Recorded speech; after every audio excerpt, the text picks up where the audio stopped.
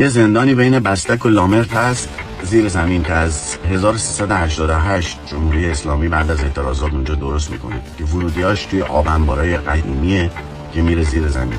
یکی از وحشتناکترین زندانهای مخفی ایرانه که توش فقط زنها رو دخترها رو نگه میدارن. در واقع زنها رو اونجا حامله میکنن، بچه‌هاشون رو نگه میدارن تا به یه سن 7 8 سالگی برسن، بعد اعضای بدنشون رو در میارن میفرستن برای حزب الله لقمان.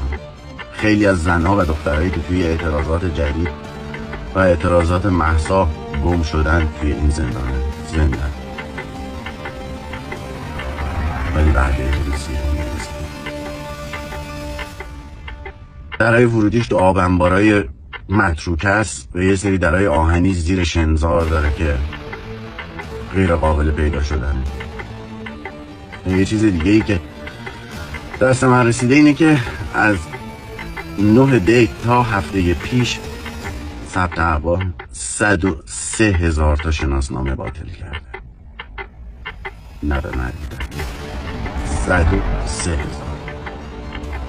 ولی نه به مریدن.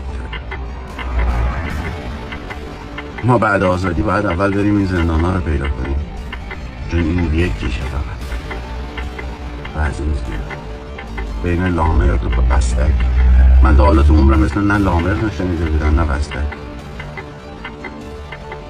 الان تو گوگل مپ دنبالش میگردم ببینم کجاست.